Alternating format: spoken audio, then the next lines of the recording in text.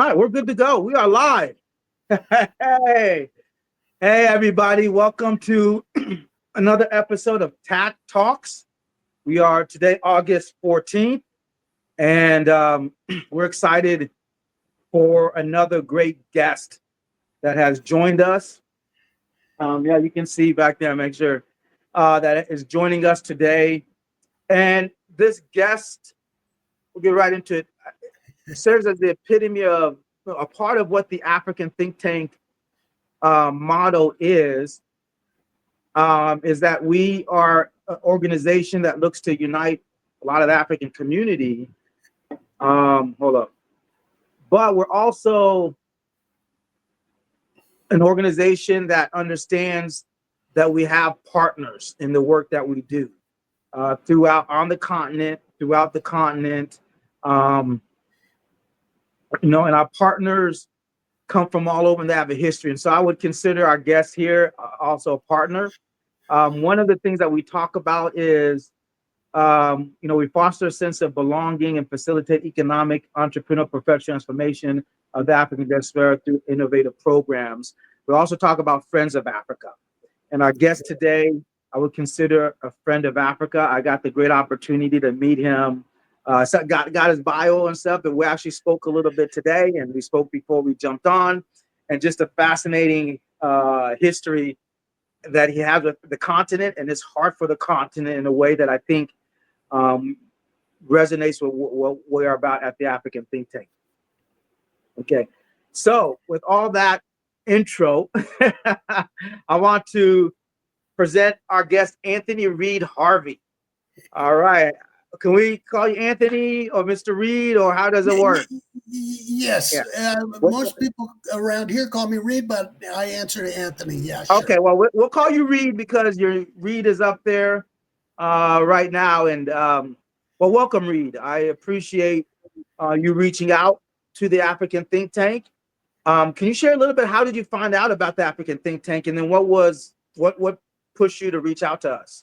Well, my interest in sub-Saharan Africa goes back to, I was 21 years old and I went to Liberia, where I worked with the churches making stained glass windows. I was supposed to be there for 2 years, but all the churches wanted the windows, so I stayed for 11. But I found out about the Africa think tank because I have lots of contacts in social media who are in sub-Saharan Africa. And so, of course, the African think tank came up. Yeah. And you guys are just doing wonderful work. Yeah. Well, I'm glad you saw that and came across us and made the initial step to reach out to us. To jump in directly, just tell us a little bit about yourself, family, about your education, where you grew up, and then how did your interest in Africa come about? So. My roommate at boarding school in USA in Tennessee was a Liberian. He came from, and I became interested through him, and so I ended up going to Liberia, as I mentioned, for 2 years to work with the churches. Over my interest in ceramics, and really this is all about the ways that ceramics, it's possible to industrialize from the grassroots with using ceramic processes, including the high temperature processes. There are potters everywhere in sub-Saharan Africa, primarily women who produce, highly skilled, produce water pots and cook pots for their neighbors. In most cases, their neighbors, there are 800 million people whose daily income amounts to no more than $1 or $2. For these people, metal cook pots and I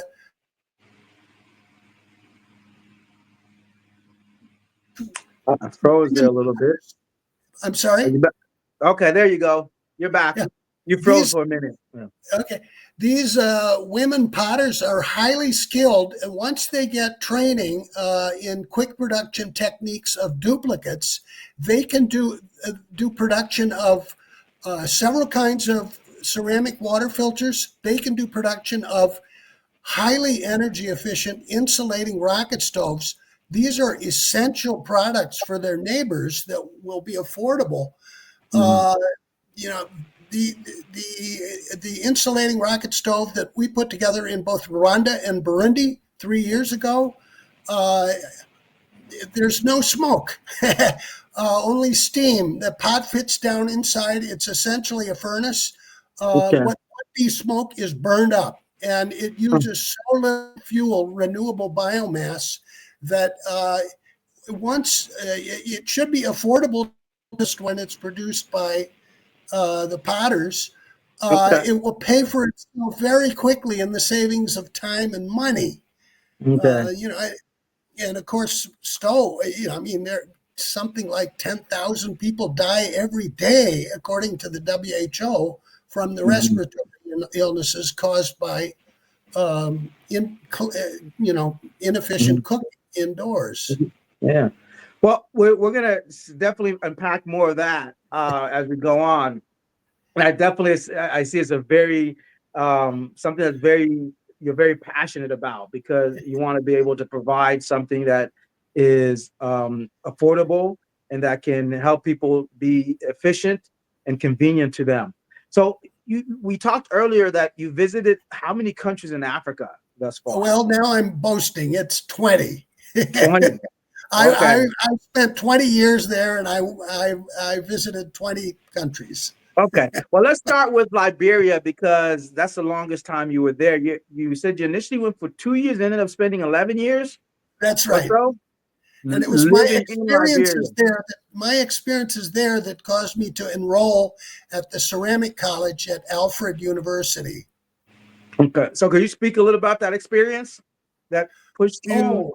What is it? I mean, one day I was walking through an informal settlement, and there was a woman cooking with her baby on her back and billowing clouds of smoke blowing over them. I mean, this is a common experience in that part of the world. And just then we heard, "Hey, baby not die, oh, baby not die," from the house next door. The doctor told me later the baby had died because of the drinking water. Um, Mm.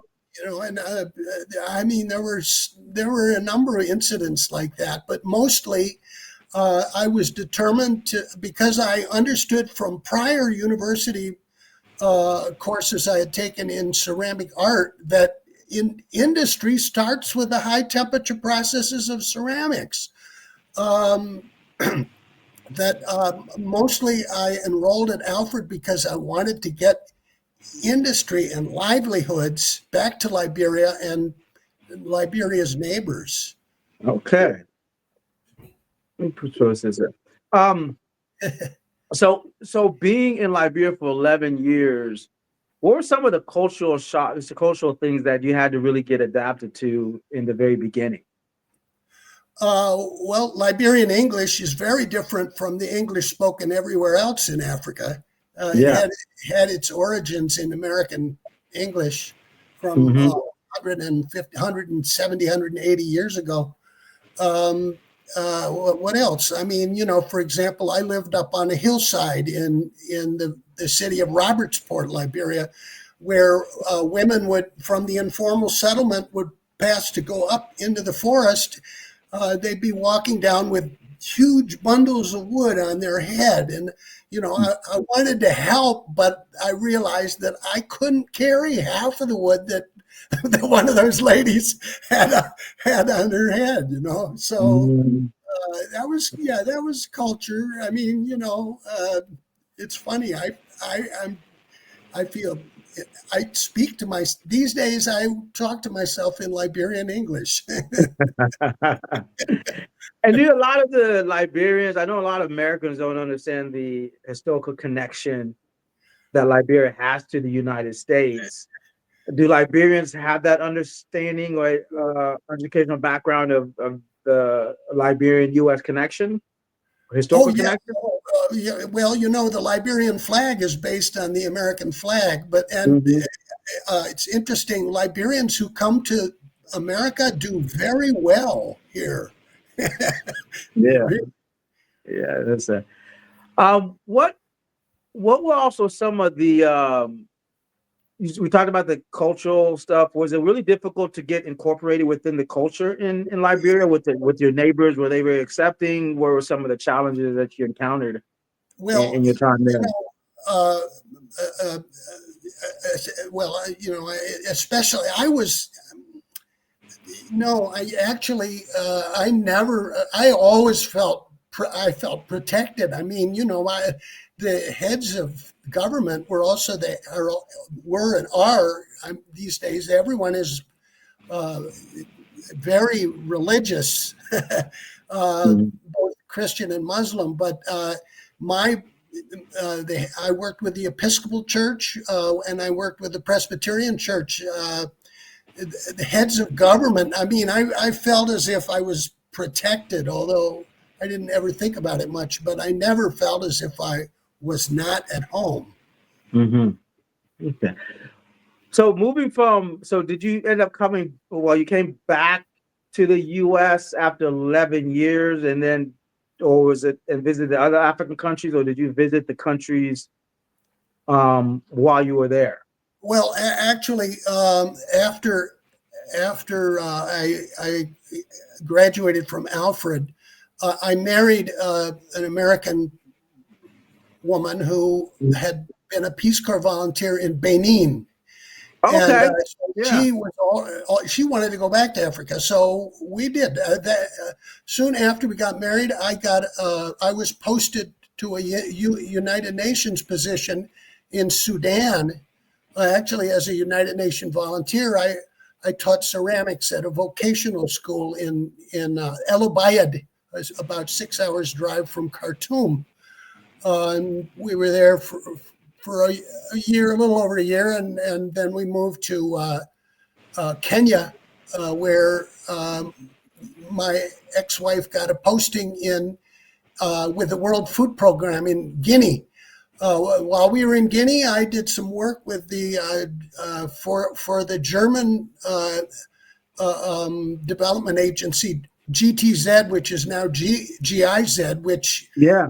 did a very successful project in the forest region of Guinea, uh, putting together improved cook stoves for Liberian and Sierra Leonean refugees.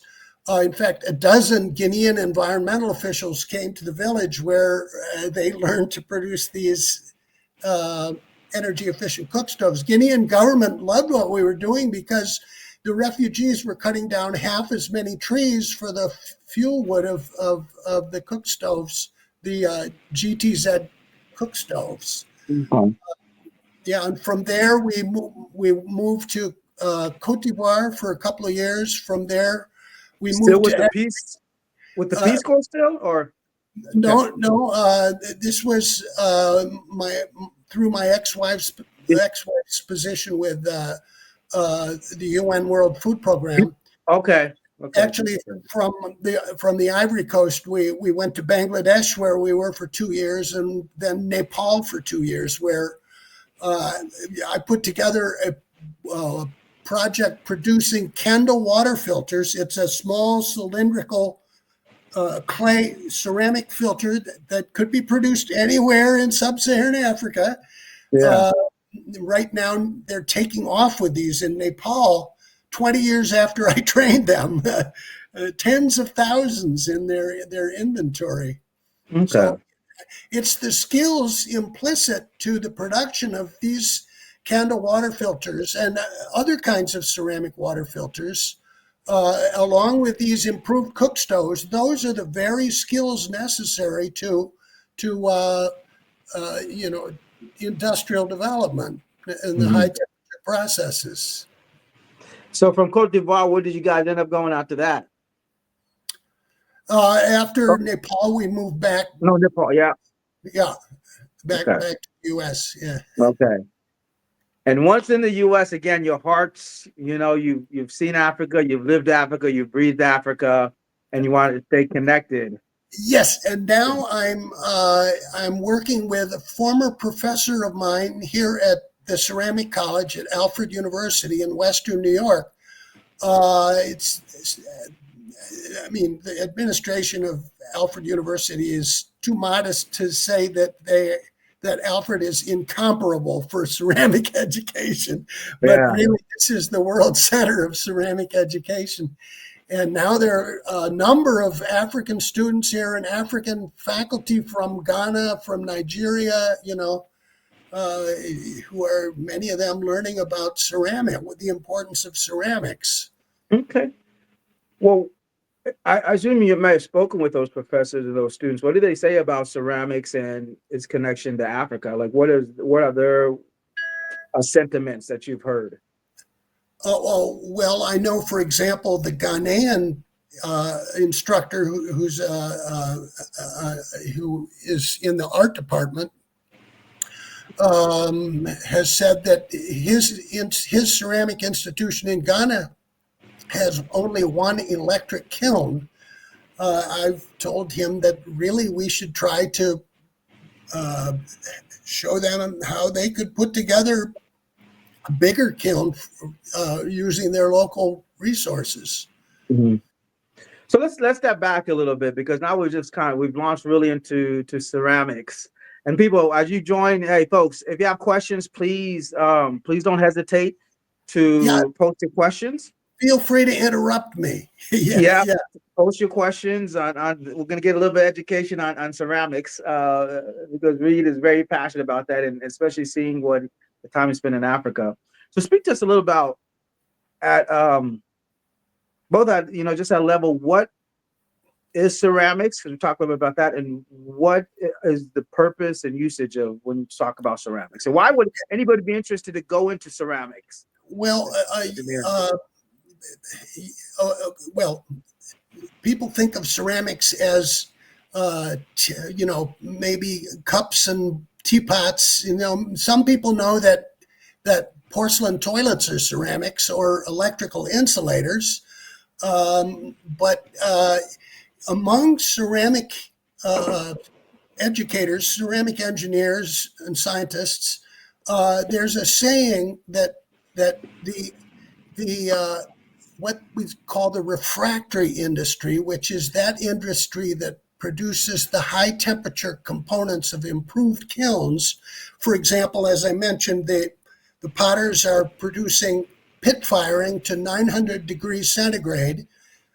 High temperature means, for example, 1,300 degrees C, which is white hot, by contrast to a pit fire of red hot. Mm-hmm. But the saying is that the refractory industry is the hidden industry. Why is it the hidden industry?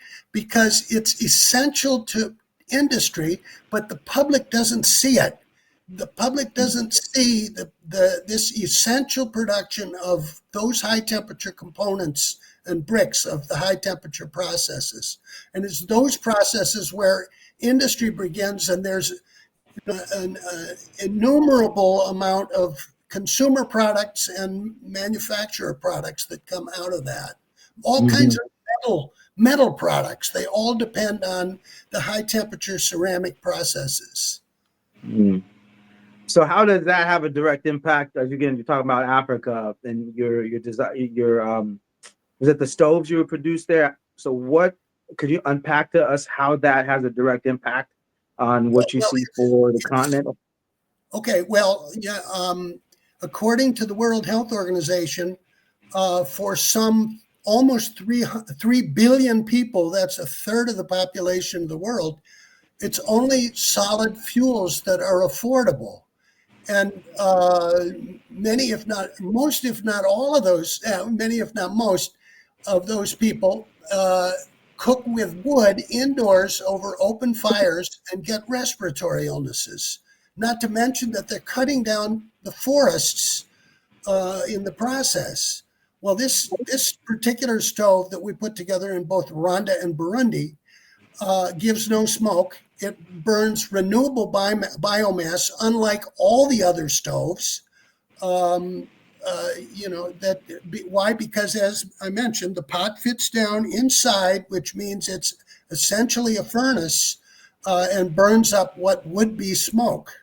Mm-hmm. Now, people are still going to need ventilation. So many do not have windows. You're still, there's carbon monoxide, and those gases, maybe we shouldn't be fooled that because there's no smoke, it's okay, but it's a big step. It's a big step. Yeah. So when you go into a particular place, are you setting up training sessions? You said you've Yeah, traveled a lot of these countries you've been to.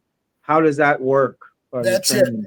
Well, I like to tell people that any training should include 50% of those trained should include the potters, because the potters can train the others about the basics of locating the right clays, processing those clays, and those are demanding skills that ceramic artists and other ceramists in the global north don't know those, are not as skilled at locating those clays and processing them as potters in sub-Saharan Africa. Mhm. So So again, how would the process of training work? So if you go into particular country, are you invited? How do you oh invite? yes, Is it people that set up? Is it a week training, 2 week training? What do they well, go through as far as for the example, particulars? in both Rwanda and Burundi 3 years ago, in Rwanda we worked with one of the Anglican dioceses. They were already producing ceramic water filters and ceramic cook stoves. What I trained them to do was improved, better cook stoves and a better Mhm. water filter. Um, in Burundi, my host, well, amazingly, he located a good way to start. Something he did.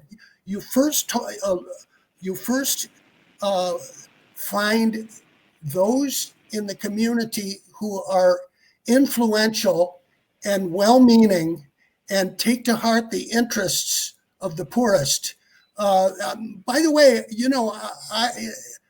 it's important to note that every one of these applications uh, can be adapted. For example, this stove, while it's for the poorest using renewable biomass, this stove, once it's adapted to the use of electricity and non-solid fuels like ethanol and LP gas, it should seriously interest entrepreneur and investors for upscale markets.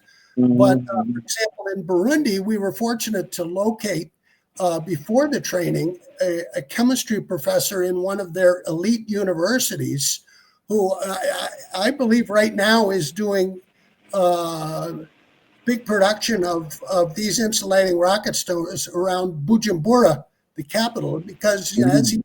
mentioned, Bujumbura, the capital, they have a law against smoke when cooking. This stove, of course, because it gives no smoke, they seem to be in big production. I don't know. I don't ask him about how much production he's doing, because then the narrative is mine, and I don't want to take Mhm. the narrative away from him. Yeah. But for example, another problem they have in Burundi that they have elsewhere as well, of course, uh, many, if not most, of their housing has clay roof tiles.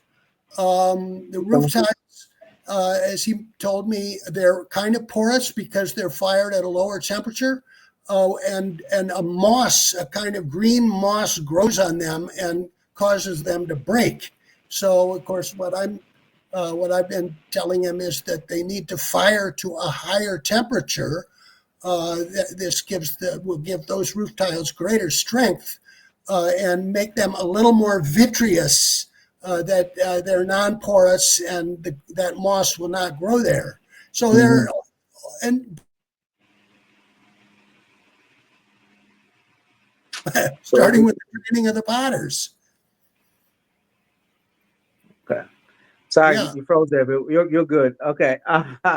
Um, so I really liked how you talk about relationship building.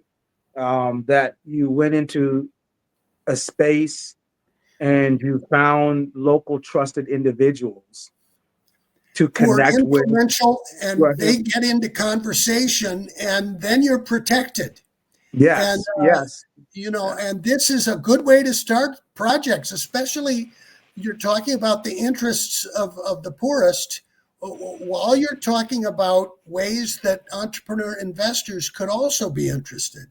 And I think it's a respect for the local culture and the local knowledge base, because what you saw tend to happen sometimes with some investors or organizations, they go in there assuming that they know best, but yet not having set up relationships with individuals locally first. And I think with your 11 years in Liberia, maybe you'd like to speak to this, the importance of relationships to the African way of life.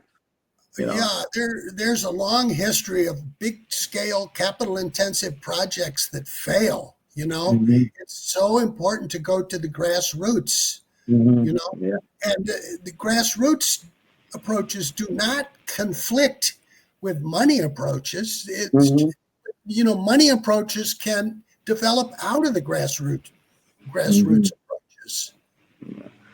And as you talk about grassroots, I it's a good segue into the document that you've developed here called Industrialization from the Grassroots. Yes, Um, there's the technologies. Yeah. okay. And again, why from the grassroots? Yeah. Well, because it's the potters, Mm-hmm. many of whom have never had the opportunity of a formal education, but they're highly skilled. I can't tell you, in Rwanda, the people I trained stood in line to get my business card. I mean, Yeah. they're so eager for opportunity and Mm-hmm. for knowledge and opportunity, and they're entirely capable. I mean, this is what motivates me, really. Mm-hmm. And I think part of it is like what's hidden in the grassroots, Africa in particular, is a great deal of talent that just had has not met opportunity, right? And so sometimes when people look at Yes. the grassroots, they think they're people who are maybe uneducated or lower educated. No, they're educated enough and understanding enough in the capacity to learn and understand what happens locally. Yeah, It's and I just think finding them. this is also very true of those potters, because Mhm. the fact is that those water pots, uh, microbes grow on the inner surface and contaminate the water. Those cook pots, I mean, that they rather, yeah, the cook pots they use, they're fragile. They're nowhere as near as good as a metal cook pot. So the potters tend to be looked down upon a little bit. Uh, Mhm. but they are the ones with the very skills that could industrialize their communities. Mhm. I'll just say, everywhere I've trained, people ask me with emphasis and with little prompting, they ask, why do we not develop? We have the resources, and yet we do not develop. And what I will say is that, as you mentioned, you have little don't know that much about ceramics, but sustainable developers have no idea what ceramics is or how it can be used.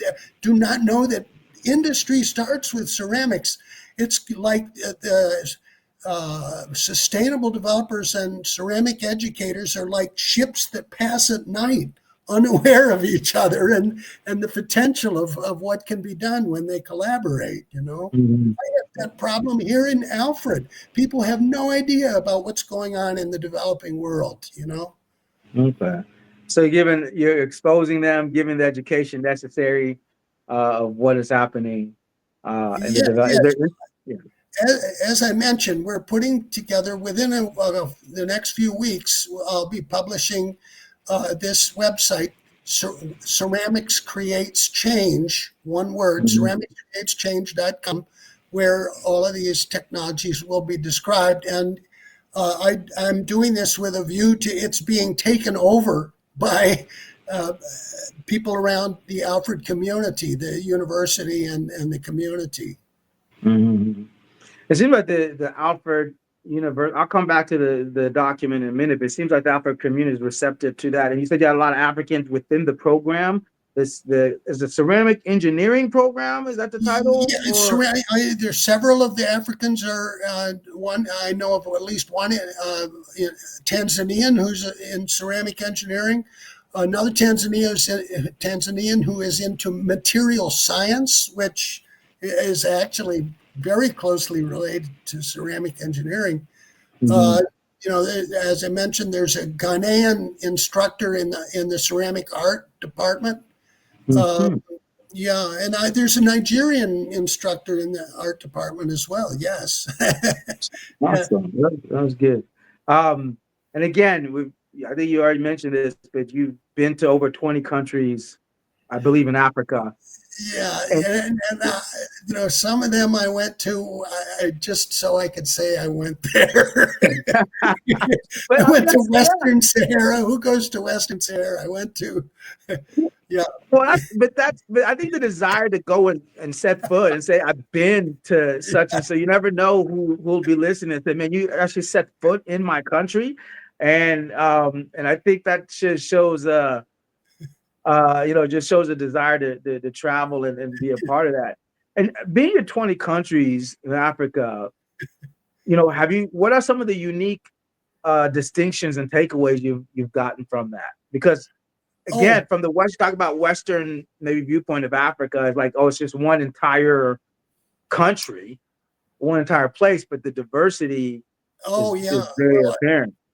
I had a close friend here in Alfred who was a world record holder in middle distance running, uh, Mhm.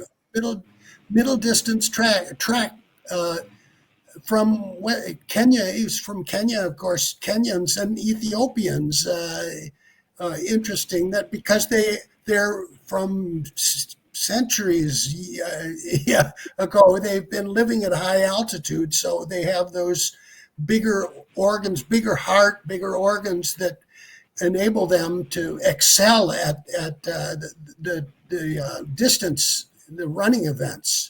Uh, Mhm. Mhm. that's an interesting experience. I've had the Yeah. opportunity of knowing some of these elite athletes. Athletes, yeah, they do dominate. The Ethiopians and the Kenyans are a lot great. What would you say about West Africa? So you were being in Liberia, Cote d'Ivoire.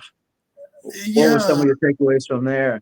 well, I mean, as I mentioned, of course, I just love Liberia. I need to go back. The Liberians are noted in America are noted that they know how to have a good time. Mhm. Yeah. And in Guinea, as I mentioned, the that small community that I worked in, every household got one of our stoves. Yeah, yeah, yeah. It was just, I mean, I need to go back. Yeah, yeah. And you said you're hopefully going back soon. You're waiting on a potential project to open up in the area. Well, yeah, in Rwanda and yeah, in Liberia, there are some people who have promised an amount, which would be about half of what we need to do a 1 month training. Um, I just found out the other day that in the northwest of Kenya, there's a refugee camp called Camp Kukuma, where they have over 200,000 South Sudanese refugees. I That makes sense. Yeah. no doubt that there are numerous potters in that Mhm. refugee settlement that could be producing insulating rocket stoves. Uh, Mhm. and they're so eager to get livelihoods. I mean, Yeah. Mhm. yeah. So, how are your projects funded? Is it a partnership between the in those who are inviting you and yourself, or other organizations? So, how Uh, are you even with the previous projects you've done? How were they in, in put together? Burundi, in Burundi, 3 years ago, most of the amount was contributed by a member of my church where I was living in Niagara Falls, New York. Okay. And that my church in Niagara Falls also put up most of the amount for the training I did in Rwanda 4 years ago. I did a training in Tanzania 9 years ago that that was also local people contributing to that. These are not expensive. I think these trainings have been about $4,000 for 4 weeks. Yeah, I mean, yeah. And I should also say, in Rwanda, I came across a remarkable stoneware pottery. Stoneware, of course, people know that toilets are made out of porcelain, which is a white clay. But I've made the point that toilets could be made out of what's called stoneware, which the only difference between stoneware and porcelain is that stoneware is either a brown color or a gray color. It fires to the same high temperature. It has the same strength. So we have put together here in Alfred a stoneware toilet, which has that glassy surface that is easy to keep clean. Of course, so many toilets in rural areas especially are made out of concrete or plastic, which is not so easy to keep clean.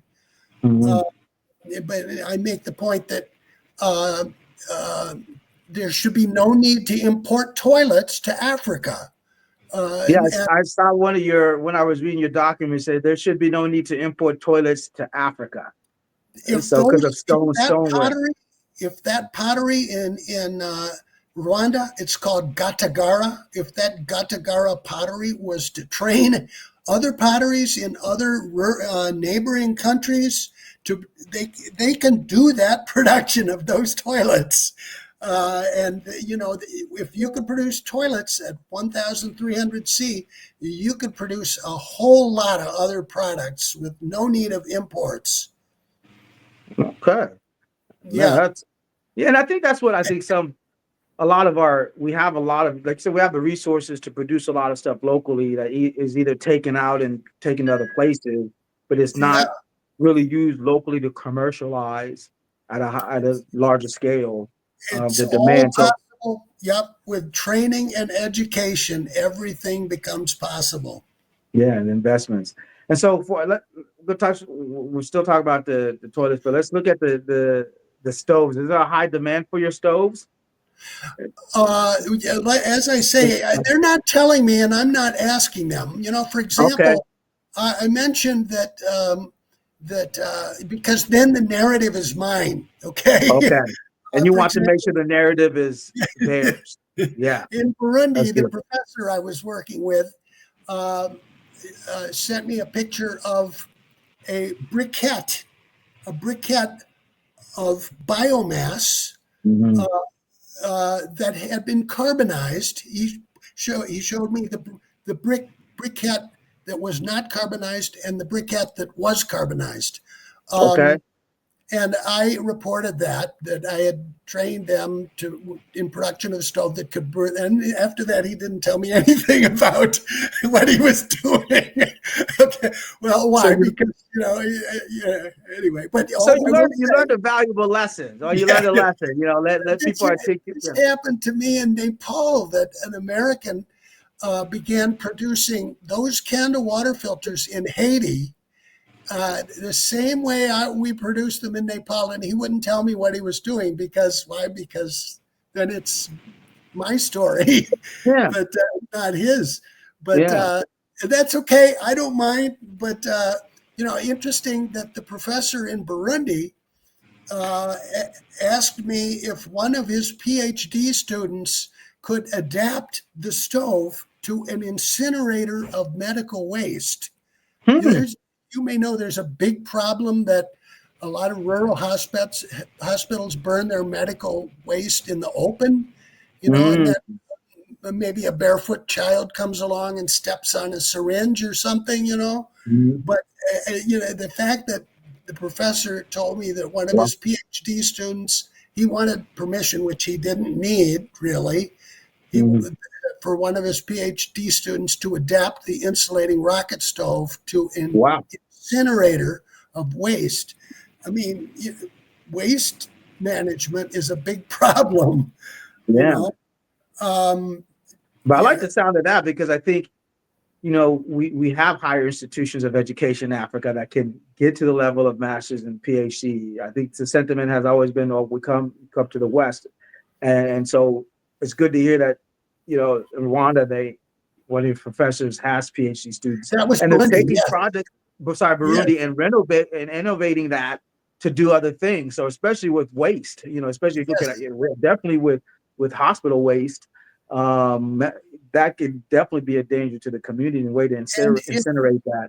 if it's hazardous waste, it can be encapsulated in glass beads and stored in steel-lined containers. You know, for example, X-ray plates. Mm-hmm.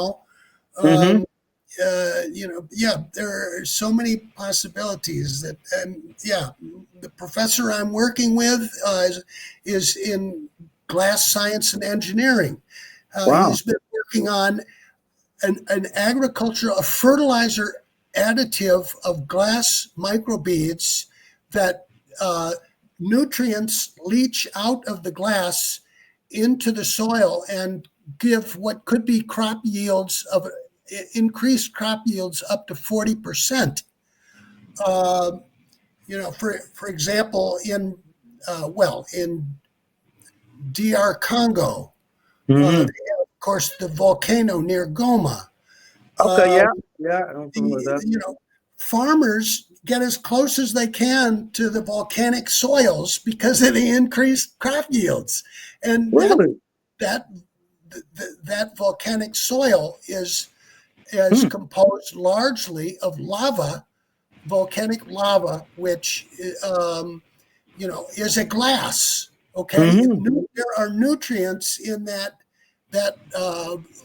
volcanic soil that increase crop yields. So the professor told me the farmers are getting so close to the volcano, of course, that just to get those increased crop yields, and suffering the sulfur in the air, as the illnesses that result, but so eager to get those increased crop yields. Well, that's yeah, No, yeah. continue. Yeah. I, I'm just curious, are these professors you're talking to getting the exposure to the things that they're discovering? How do are they getting articles I'm hoping that this website we're about to launch, Ceramics Creates Change, will make a lot of that, make it apparent that that kind of information is available. Mhm. Another development of my former professor, the glass scientist, Fresnel lens in arid regions where they don't have fuel. There are places where people are burning plastic to cook because there Yeah, are no fuels. They could yeah. be using what's called a Fresnel lens, which shines the light of the sun on a steel plate that you're cooking. You know, Hmm. Hmm. there are so many possibilities. To use the natural resources that already exist around That's individuals. Yeah. Yeah, it's not solar electricity. It's a solar lens that of glass that shines light on a metal plate to cook. Okay. Well, there was a question about did uh did the individual, I think the PhD candidate who was using your stove to incinerate medical equipment, was he successful to adapt that? Was he able to adapt it to do that? I haven't heard back. I should Okay. probably ask the professor if there are any Yeah. updates. Yeah, Yeah, that would be updates, especially I think, you know, a person having contact with a lot of rural clinics in my home country of Chad, that has happened, you know, with all the syringes and everything out there, that yeah. could definitely, and the kids playing around, you never know what you can find. So how do we not create any hazardous situations Are like you that? from N'Djamena or? Oh, yeah. I'm not from the capital. Well, my family lives in the capital. My parents, and that's where we spent a lot of time. But I'm from the south in Mundu, Uh, and I'm I glad you did know. it. You, Yeah, I yeah, did a training in N'Djamena some years ago. Yeah. you did. Oh man, Yeah. you're 100% African, in my opinion. I mean, because a lot of people, I come from one of those countries in Africa that people like, where? And so when someone says in Jamena or Fort Lamy or Munda, I'm like, yeah, I'm from Africa with a hardcore, parts that people don't necessarily go. Because you were in Sudan. You went to Sudan as well, right? Yeah, What was that like? And what were you doing there? oh, well, Sudan is the people are so gracious in Sudan. Of Mm, course, now they have big problems, but yeah. I think by nature the Sudanese are very gracious people. Mm. Yes, it is. Uh, and you were there for was it also for this project as well with That Sobes was or to teach a UN in a United Nations vocational school, but it was oh, between the UN Development Program and the International Labor Organization. Yes. okay. Yeah. Okay. Okay. Do you have any particular from your time in Africa, any particular favorite foods that come to mind or Well, that you miss? the Liberian, unbelievable. The food. In fact, we talked to some of the Africans, West Africans also. I mean, I know a Ghanaian professor who did a presentation here recently, and one of the questions he got was, "What do you miss most about Ghana?" And he just immediately said the food, because a lot of American food is so boring, West African food. Do they have Rice, the jollof jollof rice in rice, Liberia? You know, jollof, the, yeah, Ni- jollof the, rice. the Ghanaians and the Probably Nigerians. I think the Cameroons have entered that whole fray of jollof rice. Is that so? fufu, fufu and palm butter, you know, Oh, palm okay. butter. Oh boy, Yeah. And miss eating with your washing your hands and miss eating with your hands in the communal pot. I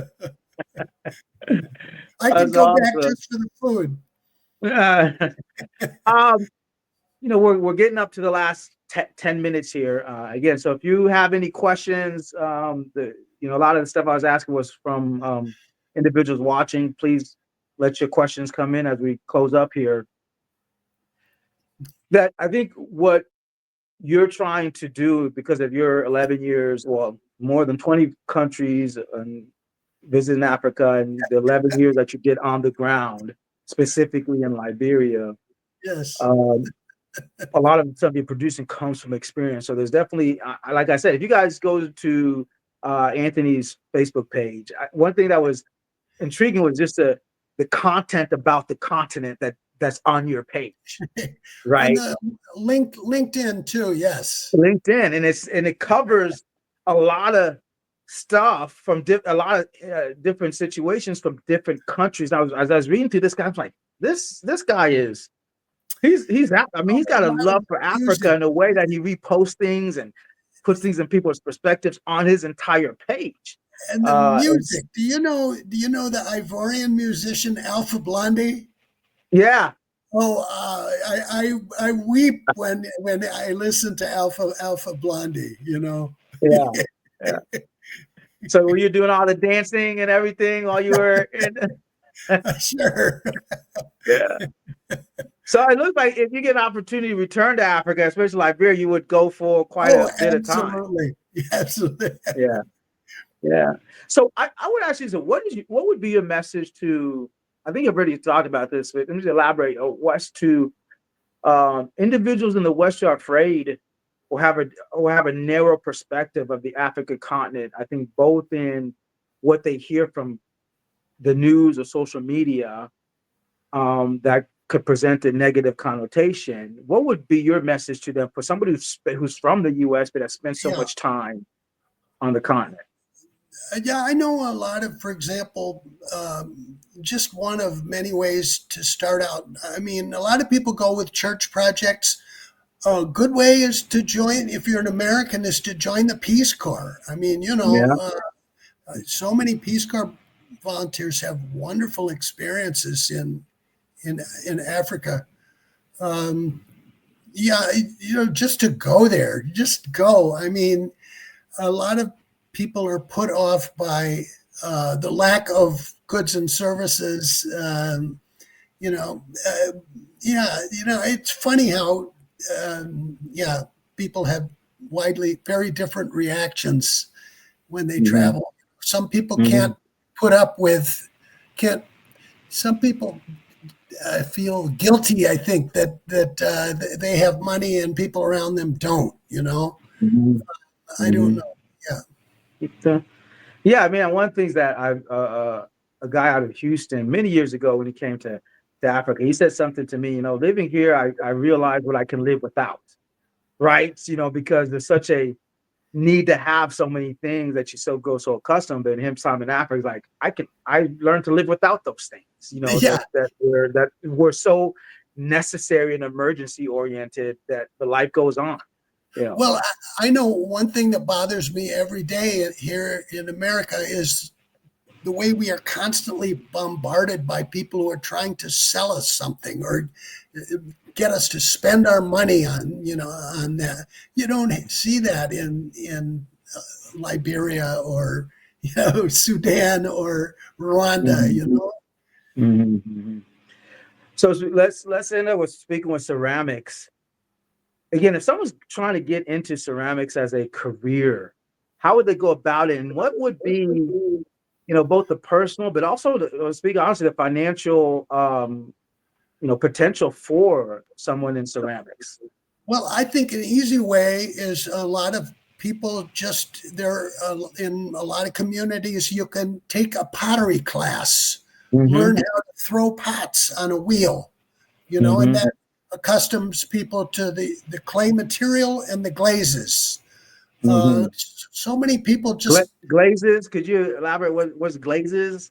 The glaze is what gives the glassy surface on okay. on the outside of a piece. Okay. Yeah, and for example, it's what makes a cup or a teapot or a plate impervious to water and easy to keep clean.